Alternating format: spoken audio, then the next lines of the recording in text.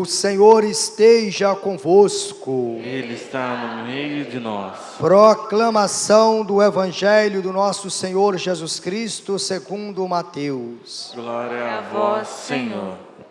Naquele tempo os fariseus fizeram um plano para apanhar Jesus em alguma palavra.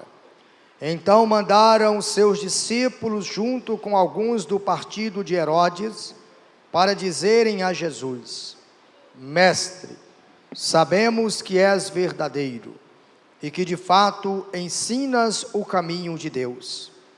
Não te deixas influenciar pela opinião dos outros, pois não julgas o homem pelas aparências. Dize-nos, pois, o que pensas. É lícito ou não pagar imposto a César? Jesus percebeu a maldade deles e disse: Hipócritas, por que me preparais uma armadilha? Mostrai-me a moeda do imposto. Levaram-lhe então a moeda e Jesus disse: De quem é a figura e a inscrição desta moeda? Eles responderam: De César. Jesus então lhes disse: Dai, pois, a César o que é de César e a Deus o que é de Deus. Palavra da salvação. Glória a vós, Senhor. Que as palavras do Santo Evangelho convertam os nossos corações e perdoem dos nossos pecados. Amém. Amados irmãos, vejam o que a liturgia que estamos celebrando hoje nessa Santa Eucaristia é capaz de nos orientar. Deus ensina o caminho da verdade. Jesus é o comunicador do Pai. Jesus é o mestre que o Pai enviou para nos ensinar. E Jesus é a palavra em pessoa que quer nos capacitar e nos enviar para os caminhos, que é Ele mesmo que se faz e apresenta como o caminho. Nesta liturgia, alguém tentou Jesus, provocou Jesus e questionou Jesus, ao ponto de perguntar: Senhor, é digno pagar imposto? E o Senhor vai dizer: que tipo de imposto? Vocês me perguntam. Ou se nós usássemos a letra deste Evangelho para refletirmos sobre a nossa vida, sobre a nossa chegada um dia no céu, nós poderíamos perguntar do seguinte modo: que tipo de imposto nós deveríamos pagar a Deus para um dia estarmos no céu? E o Evangelho já nos dá a resposta: dinheiro que não é. O Evangelho já nos dá a resposta: dinheiro que não é. Dinheiro não é o imposto que vai nos fazer chegar no céu. Não é dinheiro. Eu diria, lendo e refletindo este Evangelho, que o imposto que nós deveríamos pagar a Deus para um dia estarmos no céu, eu reflito e a compreendo como se chamando liberdade. Nós não podemos estar aqui obrigados, nesta igreja, para celebrarmos a Eucaristia. Nós não podemos estar aqui com outros motivos a não ser aqueles de nos sentirmos mais íntimos de Deus. Então eu diria que o imposto que agradaria aos olhos de Deus se chama este valor que Ele deu a cada um de nós: liberdade. É com a liberdade que nós vamos sentir o ardor do nosso coração, o nosso coração queimar, como queimou os corações daqueles discípulos que caminhavam em direção a Emaús, que é o lema deste mês missionário, ao qual nós estamos já findando o mês das missões. Corações ardentes e pés à missão, em agir. Então a liberdade é que nos faz sentir próximos de Deus. E é com a nossa liberdade que nós vamos ser capazes de recordar das pessoas. Ninguém nos obriga para sentirmos falta ou saudade de alguém. É a liberdade que em algum momento nos pega de surpresa e nos faz recordar daquelas pessoas que já não estão mais convivendo ao nosso lado. Mas quando alguém nos obriga para lembrarmos de alguma situação, nós não lembramos de uma forma satisfatória. Quando nós somos obrigados, nós não vivemos em paz. Quando nós somos obrigados a fazer alguma coisa, nós fazemos lá no nosso íntimo, regido o nosso agir por murmurações, por insatisfações. E o que Jesus nos ensina este evangelho? Mesmo diante de uma maquinação que as pessoas estavam fazendo, querendo colocar Jesus à prova, Jesus logo fala: o que é que vocês querem? Aí quando eles vão falar a respeito do imposto, do dinheiro, Jesus pede: me mostra então o que está escrito nesta moeda. Está a fotografia de quem aí? Está os dizeres de quem? Ah, de César. E olha a resposta de Jesus: se é de César, então dê a César o que é de César, e a Deus o que é de Deus. A liberdade é tão sagrada, mas é tão sagrada, que ela não se vende e não se compra. Mas eu posso pagar um advogado, quando a pessoa está presa, e vou lá soltá-la. É engano seu. Você está fazendo um pagamento, um acordo para as coisas do mundo. Porque a liberdade, imaginemos o que nos ensina a própria igreja, aquela mulher que foi mestra, doutora e modelo dos missionários, Santa Teresinha, de dentro de uma cela espiritual, ela não colocou os pés para fora da cela, e ela foi a missionária, se sentiu muito mais livre do que alguém que estava vagando pelo mundo, porque a nossa liberdade não condiciona em espaços.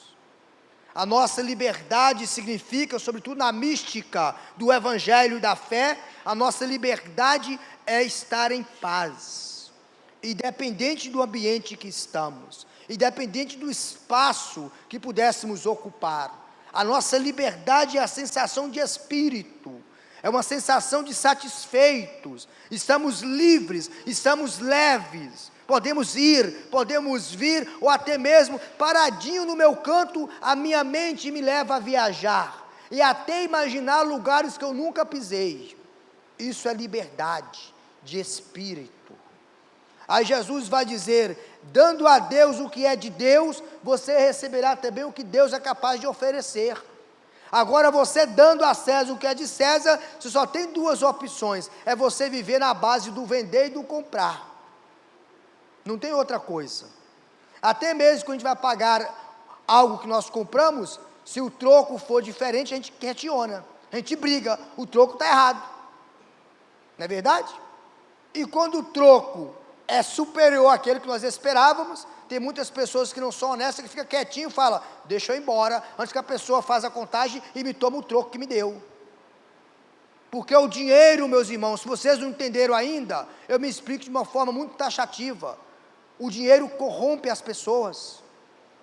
Se a pessoa não tiver um coração alicerçado em Deus, o dinheiro corrompe as pessoas. O dinheiro rouba a dignidade da pessoa. O dinheiro mancha a pureza do coração da pessoa. E o que é que Jesus está querendo nos ensinar com isso? No mundo que nós vivemos, é impossível viver no mundo que nós temos hoje, diante dos nossos olhos, sem dinheiro, porque a cultura nos empurrou para isso, mas nós não vivemos só para o dinheiro.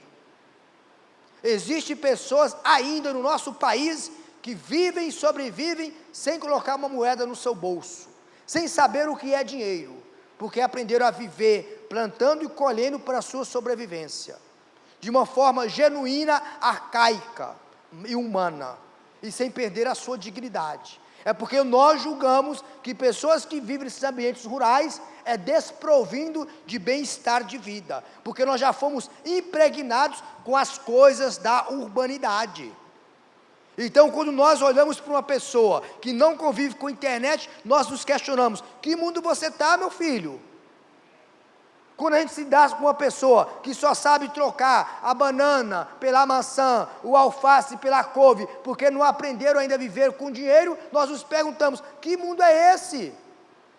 Faz uma experiência, vai ser missionário na Amazônia, onde não tem luz, tem muita vegetação, tem muita terra e tem muita água.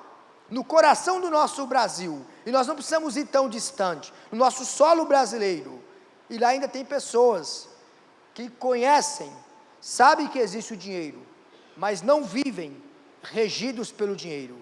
Agora, quando os mercenários, que são regidos pelo dinheiro, vão para esses ambientes, matar quem lá habitam, para usufruir do seu tesouro, que é a terra, a natureza, porque vivem pensando somente em dinheiro. E o que é que Jesus está nos ensinando? Dê a César o que é de César. Conflito, corrupção, viver se consumindo por dinheiro. Dê a Deus o que é de Deus. Vivem livres, como seres humanos, como Deus nos criou. Quando nós nascemos, nós não nascemos com roupa. Nós nascemos nu e cru, desculpa a palavra, sem nada. E quando nós morrermos, nós vamos levar nada. Até a roupa que a pessoa colocar no nosso corpo, a terra se encarregará de destruir. Até mesmo o nosso corpo. E por que nós não aprendemos ainda? Viver dando a Deus o que é de Deus, e a César o que é de César. Cuidado, porque o dinheiro está matando muitas pessoas, e destruindo muitas famílias. Às vezes, o dinheiro divide as famílias, mata um sonho, fere corações. E para nós que estamos vivendo uma caminhada de fé, nós não podemos esquecer o que a palavra de Deus quer nos orientar. Primeira leitura, fala justamente do profeta. O profeta Isaías.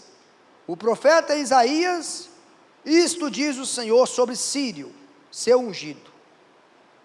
Leva Sírio para que conduzisse um povo, para que tirasse o orgulho do coração dos seus reis. Por que isso? Porque a palavra quer nos orientar que existe somente um rei, somente um único Senhor, o nosso Deus. E a este único Deus, a nosso louvor, a nossa honra, a Ele. O único Deus, louvor, honra e glória a Ti, Senhor. É o único Deus, a quem nós deveríamos servir neste mundo. É o meu irmão, é minha irmã, é o padre, é os coordenadores, são os ministros? Não. Nós estamos como filhos de fé, filhos de Deus na igreja, porque nós queremos servir a Deus. Porque quando eu tenho no meu coração somente o interesse de estar na igreja, ou estar num ambiente, por causa de pessoas, eu irei me decepcionar a qualquer momento. Agora, a pergunta fundamental, porque o salmo dessa liturgia nos ajuda a refletir: ó famílias das nações, dai ao Senhor poder e glória. Reflexão que eu tiro deste Salmo 95, ó famílias, quem somos nós? Eu lhe pergunto, quem é a sua família? Quem é a sua família? A sua família é a família que você tem aqui em Soteco, aqui em Vila Velha, aqui no Espírito Santo. Quem é a sua família? É muito bonito nós falarmos assim, somos todos irmãos, pelo batismo de uma única família, a família de Deus. Isso com as palavras é muito bonito. Mas e na vivência que nós ficamos denegrindo uns e os outros, maltratando uns e os outros? É lindo falar que somos filhos de Deus pelo batismo, isso teologicamente é correto, é lindíssimo. Somos filhos de Deus pelo batismo, pertencemos à família de Deus. Isso é maravilhoso. Mas por que na prática, na vivência, a gente não consegue visualizar isso que nós falamos? Pergunto, eu não sei se sou eu, na minha família, mas por incrível que pareça, são os meus, da minha família biológica. Os membros da minha família biológica são mais difíceis de aceitar as minhas vitórias. Parece que os membros da minha família biológica não aceitam, não quer que eu cresça, não quer que eu seja um vitorioso, não aceita a minha felicidade, não aceita a minha paz. E os estranhos que não têm nada a ver comigo, louvam e comemoram as minhas conquistas. Explica isso, meu irmão. Aí você fala, a pergunta para todos nós: quem é a nossa família?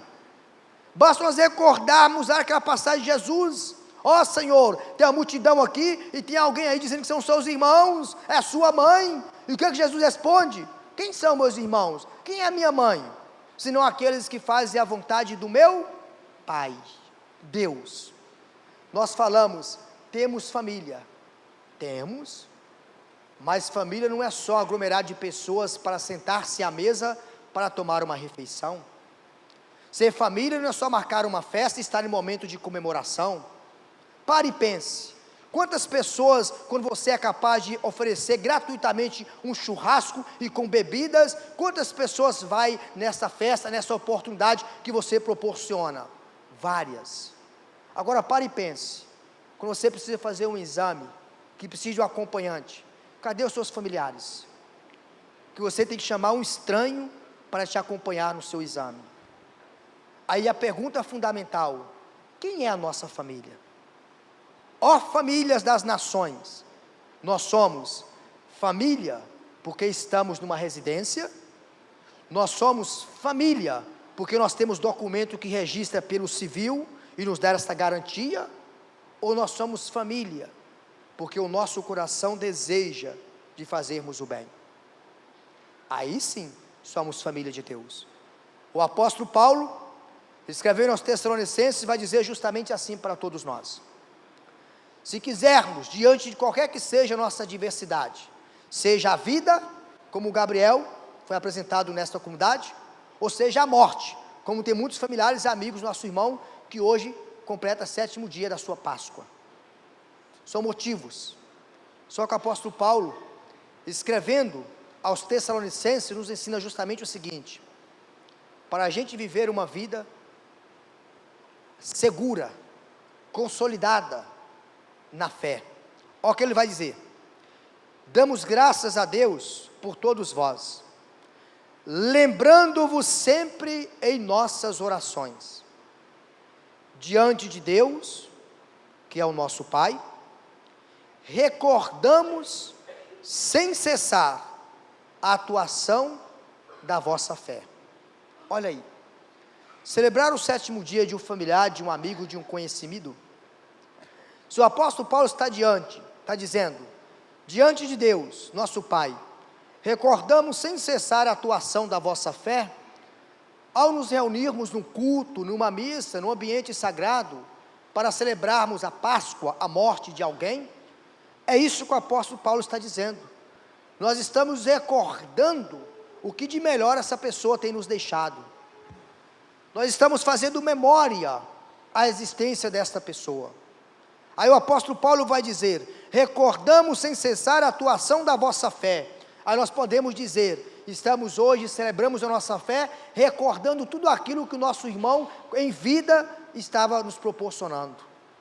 E hoje nós já sentimos a sua ausência com o seu 7º dia.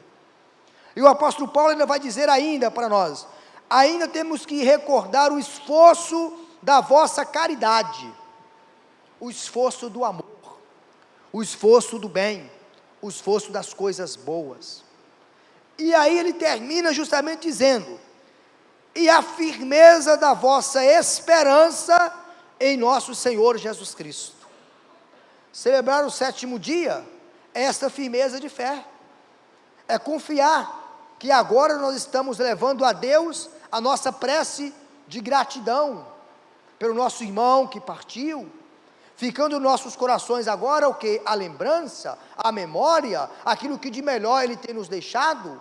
Compete a todos nós agora darmos continuidade sobre a existência desse irmão, enquanto convivia conosco, a história que ele foi capaz de nos deixar, e agora nós podemos reescrevê-la, ou dar continuidade a essa história. Compete a todos nós, irmãos, vocês que buscaram esta igreja para celebrar o 7º dia, do seu familiar, do seu amigo, do seu irmão, primo, filho, conhecido, saibam que a morte não é o fim, a morte é uma passagem, como diria Santo Agostinho, uma passagem para o outro lado da vida. Ninguém foi lá e voltou para dizer como que é. Mas a fé nos dá essa firmeza de esperança.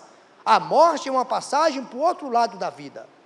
Enquanto nós não passarmos para o outro lado da vida, que não teremos mais sofrimento, nem lágrimas, nem ranger de dentes, nós temos que continuarmos do lado de cá, sempre levando no coração a certeza da força da fé, que é ela que vai nos proporcionar a esperança. E o que eu digo para vocês, que estão celebrando o 7º dia? Que a morte não é o fim, mas é uma passagem. Mas não esqueçam, que tem muitas pessoas vivas, esquecidas por nós, que se tornam, mesmo com vida, mortas para a nossa história. Mas para vocês que estão celebrando o 7º dia, leve esta frase: a vida dos mortos se encontram na memória dos vivos. Pessoa morreu, mas todas as vezes que eu consigo recordar dela e a tê-la na minha memória, eu estou dando vida a esta pessoa. A vida dos mortos se encontra na memória dos vivos. Se eu esqueço de quem está vivo, está morto para a minha história. Se eu recordo de quem já morreu, está vivo na minha lembrança, estou dando vida. Então que Deus possa consolar a todos, e a todos nós que somos missionários do amor, que Deus nunca deixe faltar no nosso coração este sentimento, de fazermos aquilo que Deus nos pede, fazer o que precisa ser feito. Mundo, dinheiro, dê a César o que é de César. Para Deus, dê a Deus o que pertence a Deus. E não tem nada de mais valioso para entregarmos a Deus do que a nossa liberdade. Não deve ser a criança, não deveria ser a morte, não deveria ser o aniversário, não deveria ser a necessidade. Que bom que mediante tudo isso, nós buscamos por Deus. Mas o melhor seria não termos motivo, mas apenas levar a nossa liberdade, que nos permite encontrarmos com Deus. Qual é o motivo de eu rezar? Qual é o motivo de eu me encontrar com Deus? É a minha liberdade, porque eu me sinto bem, o meu coração arde, eu não tenho motivo externo, o motivo está dentro de mim. Não é circunstâncias, não é diversidade, o motivo está dentro de mim, é o motivo que faz arder o meu coração e colocar os meus pés a caminho. Sou eu mesmo que preciso me decidir em buscar por Deus, é eu mesmo fazer uso da minha liberdade, eu não posso ter outro motivo. Aí sim, eu vou perceber que a minha vida foi mudada.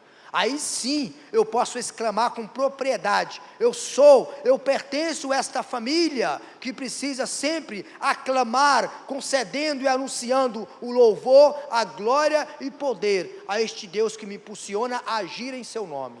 Então, meus irmãos, desejo a todos muita luz, muita paz. E se porventura você passa por algum momento de desgosto, de sofrimento, que a fé possa consolar os vossos corações, e que você tem dúvida, medo para iniciar um projeto, peça a Deus a coragem, porque com a coragem da fé, nós podemos chegar muito mais longe do que nós imaginaríamos, porque a fé nos faz esperar por coisas que nós ainda não conseguimos ver, sobretudo o outro lado da vida, que será uma vida nos dada, e uma vida que não terá mais fim. Amém.